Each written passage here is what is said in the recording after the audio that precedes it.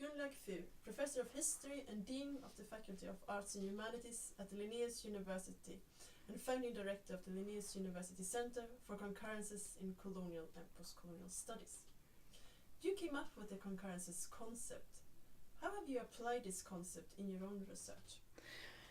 The situation that prompted me to start thinking about concurrences emanated out of scholarship on Swedish immigration or Scandinavian immigration to North America.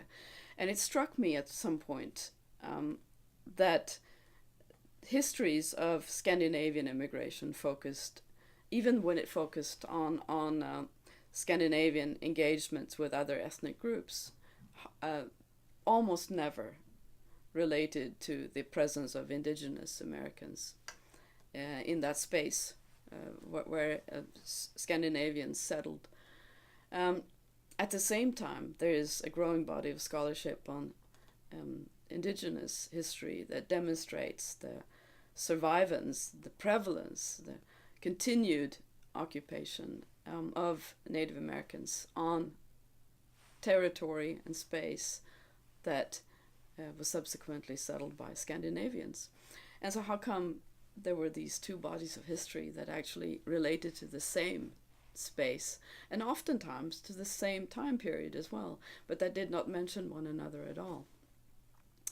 And of course one can find all kinds of very plausible reasons for why. I mean, the colonialist doesn't necessarily want to expose their own complicity in the dispossession of another group of people. But I don't think that is explanation enough. It has to do with how various fields of scholarship develop its own legitimate delineations of discussing what is important to talk about and what is not, what falls within this field and what falls outside of it. And so these interactions, I think, is one aspect that has fallen outside immigration, and partly because both immigrant history and indigenous history is a history about searching for voice or for recognition. And so these two different claims, in fact, clash with one another. And so I think that has been a challenge for me, is how to write history, beginning to conceive of history as that allows space for both the immigrants and the indigenous experience. So I've started doing that in relation to Scandinavian immigration in the upper Midwest, coming up against several huge difficulties in this respect. One is the prevalence of sources and the lack of sources, which is, in a way, it's not a new problem. I mean, that all historians struggle against that. But this is a particular one where you have which it shares with colonial history, it shares with a wealth of material describing at least certain immigrants' experiences, those that had education, those that could write, and so on, and very little direct, certainly written evidence describing indigenous experiences. And also one of linguistic challenges, where, of course, the material on Scandinavians would be in Scandinavian languages, but what about Ojibwe, Dakota, and so on, where a scholar would need to work much more closely together with indigenous historians. And so far I have not done that part of it, but very much hoping that could be something for a future project. Another difficulty, but that I see as in a way demonstrating that concurrences is a concept that is very useful. On the other hand, also showing that this is not going to be it is an undertaking that perhaps challenges some of our received ideas about the past and about the present too, is that try to give equal time, equal space to narratives that express different claims is difficult to do, even when you think that you as a scholar are doing this sort of fairly, your own position, your own training, your own background, your own familiarity with the things that you are familiar with, your own language skills and so on, predispose you to devote detail and time to the more known areas than to the ones that you are not so familiar with. So that is a corrective in coming up with that. Another one is, of course, where do you, if we start with the assumption that there is an indigenous understanding, indigenous worldview, and indigenous history of a certain place, and then you have an immigrant perspective on this that develops its own history and so on. What about all the entanglements?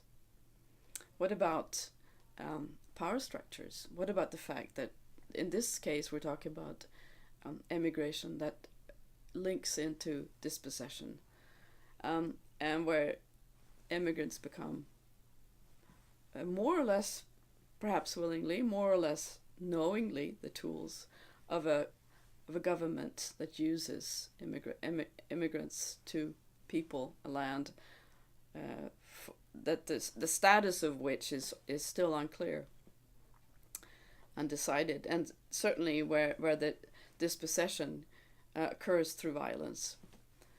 So the immigrants become complicit in a process which they may or may not want to acknowledge. So how do you then acknowledge also that in the history of it, the fact that there is an unequal power relationship and that there is violence? So that's one entanglement that becomes important and necessary to deal with, and the writing of it is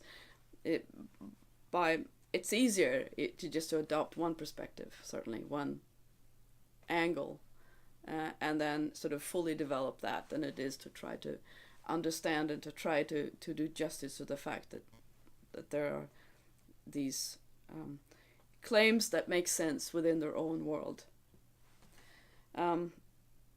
Another difficulty or challenge, or how I want to see it, and possibility, of course, is that human societies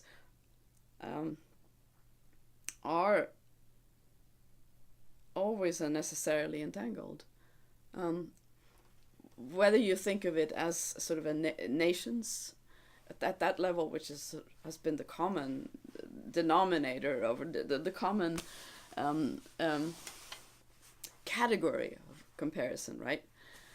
Or if you think of it as a sort of a group on a very much smaller scale, say a religious community, or village, on that level, or even on an individual, but still, communities on some sense are always entangled with the world around, and on the other hand, they're also always, to some extent, independent, or to some extent living their own lives, and that's the kind of tension that Concurrences brings the focuses on, and attempts not to reconcile but to keep alive in the analysis. My present work deals with a Swedish immigrant who became professor of fine arts at the university in the US, and in that capacity he became entangled with Kiowa Indian artists, and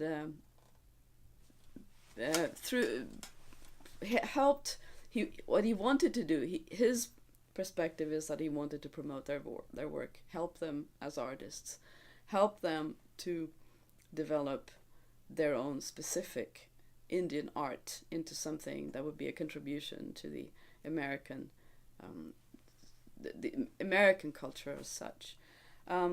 By doing so, he also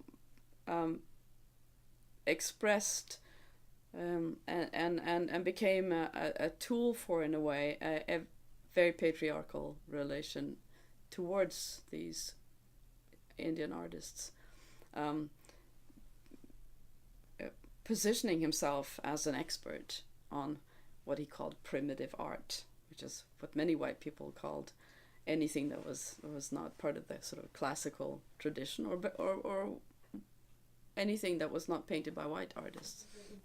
He I think he saw himself as inspiring a true and enabling a true American art through making it possible for American indigenous people to express themselves through artworks.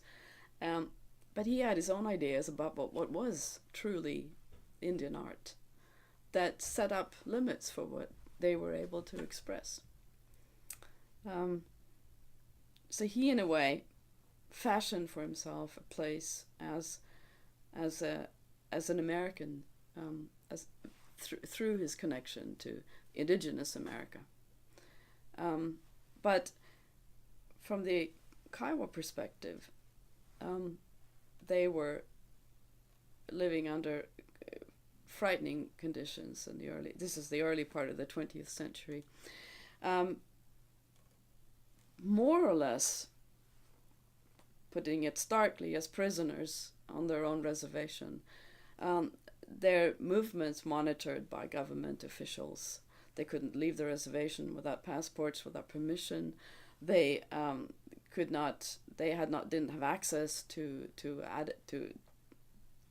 education, or the good kind of education. So being offered an opportunity to learn more about art at the University of Oklahoma, this was a wonderful opportunity for them, and one that placed them apart from the rest of the Kiowa community, that allowed them, but also allowed them a possibility of, through their artwork, connecting to Kiowa histories and a Kiowa past, and visualizing that.